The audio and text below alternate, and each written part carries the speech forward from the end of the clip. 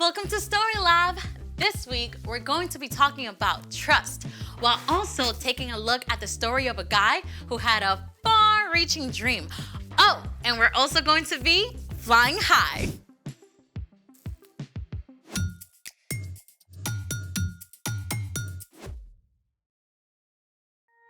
Hey there, I'm Amaya. And I'm Zeke. And today we're talking about trust, which is putting your confidence in someone you can depend on. And I'm depending on you to tell me what we're doing today. Have you ever been to the circus? Oh, I went once. And what was the coolest part? Oh, there were these guys getting shot out of cannons and other dudes doing crazy tricks on motorcycles and lions and tigers and bears. Oh my! But what about the acrobat? Oh yes, they were awesome sauce. Did you just say awesome sauce? Hey, it's in the dictionary. Awesome sauce! Extremely good! Excellent! Okay, your point.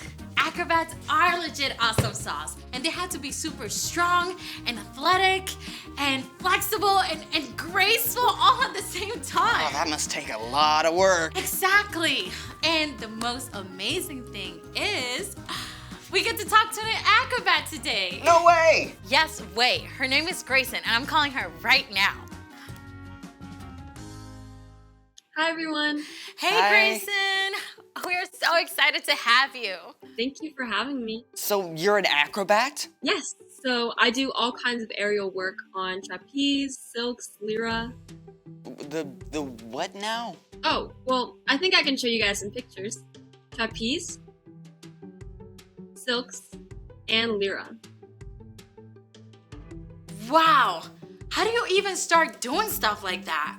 Well, my friend had a birthday party at the circus gym, and I fell in love with it.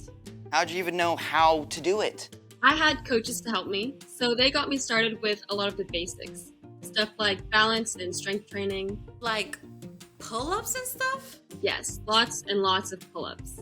You have to build up a lot of strength if you want to trust your body when you're in the air. Trusting the trapeze. For sure. So all of the apparatuses have to be tested a lot before we can trust that they're safe. Plus, we have big mats in case we do fall. Wait, so you have to trust your training and the apparatus? What about the people you work with? Well, there's my duo partner, Parker. I have to trust him a lot when he's throwing me in the air. Wait. Parker, he throws you like through the air? Yes. So I was terrified the first time we did it. But we started by practicing in spotting lines. They're like safety ropes to keep me up in case I do fall. Wow. So you have to trust your coach and your partner, plus the spotting lines, plus your training and the apparatus? All at once. So we have to communicate about everything. That is amazing. Thank you so much, Grayson. Before you go, can you show us some of your work? Yes, I'd love to.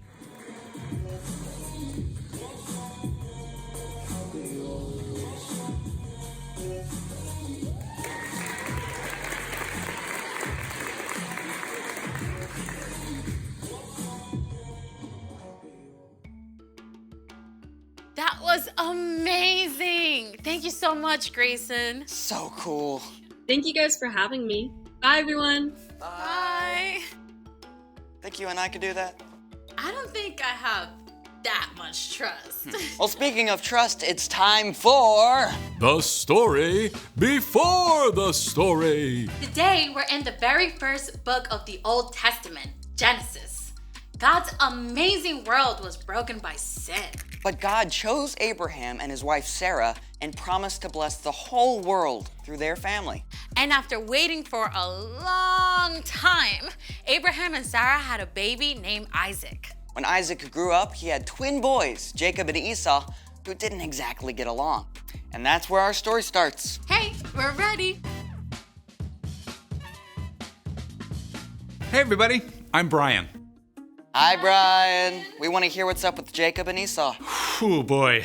Okay, these guys had it in for each other from the start. They wrestled while they were babies inside their mom. I mean, when Esau came out first, Jacob was holding onto his heel. And they were like super different, right? Oh yeah. Esau was really hairy while Jacob was smooth-skinned. And as they grew up, Esau loved to hunt while Jacob preferred to stay close to home. Now, Esau was the older brother by just a few minutes. This meant he had special rights to money and property and even leading the family one day. But he was such a hothead, he didn't always stop to think. Now, one day Esau was out hunting and didn't get anything. And by the time he got home, he was super hungry. Jacob had just cooked up a pot of delicious red stew, and Esau begged him for some. Sell me your rights as the oldest. Fine. I'll die if I don't get something to eat. Esau threw away something really valuable for a bowl of soup. I bet he regretted that big time once his stomach was full. And things did not get any better between the brothers. Their father Isaac was very old, and he wanted to pass on a special blessing to his oldest son. So he sent Esau to go hunt and prepare him a tasty meal first. Now, this is where things get squirrely because Isaac's wife, Rebekah, overheard. And while parents are not supposed to have a favorite kid, Jacob was definitely Rebekah's fave. Rebekah came up with a crazy plan. Your father sent Esau to hunt wild game and prepare a meal so your father can bless him. Hunting will take Esau all day, so I want you to choose 2 goats from the flock. I'll cook them up, and you can pretend to be Esau and take the blessing. Your father's eyesight is so bad, he won't know. But what if he touches me? My skin isn't hairy like Esau's. We'll cover your arms and hands with goat skin. Cool. Pretty wild, right? But Jacob did just what Rebekah told him. And sure enough, Isaac gave his blessing to Jacob. At last, Esau showed up. If you're Esau who just brought me a meal, I gave him my blessing. It wasn't me. Then your brother tricked me. First he took my rights as the oldest. Now he's taken my blessing. Dad's gonna be gone soon. Then I'll be in charge, and I'll get rid of Jacob. Jacob had won birthrights and a blessing all by being sneaky. But he had made an enemy of his older brother. Rebekah wanted to keep her favorite son safe. Esau is going to try to get rid of you, so I want you to run away to my brother Laban in Haran. But I don't know him. I've never been away from home. Just do it. Stay with him until Esau cools down. Okay. Okay, imagine you're Jacob. You got what you wanted, but it's backfired. You've got to leave home and everything you know. It's a pretty scary place to be. Jacob set off through the wilderness with nothing but his own thoughts. What's gonna happen to me? By nighttime, Jacob arrived at... The middle of nowhere? With no place to stay, Jacob curled up on the hard ground with nothing but a stone for a pillow. Neck crick. But as Jacob slept, the most incredible thing happened. He saw a vision from God. In the vision, a broad stairway reached from the earth all the way up into heaven. Shining angels climbed up and down in a parade that dazzled Jacob's eyes. And most amazing of all, the Lord stood beside the staircase. Now, if you are Jacob, you may not be sure what God thinks of you. I mean, God has promised to bless the whole world through your family, but you've done some pretty sneaky things along the way. God might decide to go back on that promise. Then, the Lord spoke to Jacob. I am the Lord. I am the God of Abraham and Isaac. I will give you and your children the land you are lying on. They will be like the dust of the earth that can't be counted. All nations on earth will be blessed because of you. I am with you. I will watch over you everywhere you go. I will not leave you until I have done what I have promised. The light faded, the vision disappeared, and Jacob woke up. The Lord is surely in this place. Early the next morning, Jacob took the stone he had used as a pillow and set it up as an altar for God. May God be with me and do as he has promised. Then you, Lord, will be my God. Then Jacob continued on his journey to Haran, and that's the end. For now.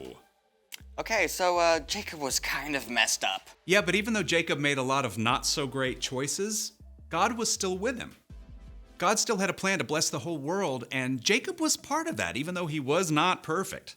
Many hundreds of years later, Jesus was born into Jacob's family line. It's a story that we're still part of. So, what is our part in that story? Well, you can trust that God has a plan, even when it's hard to see the path ahead. So, maybe you and your best friend had a fight.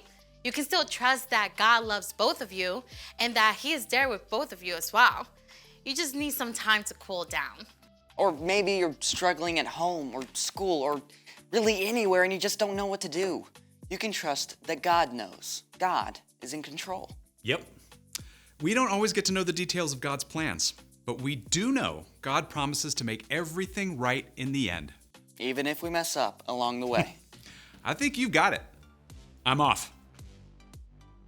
So here's the thing. You can trust that God has a plan no matter what's going on.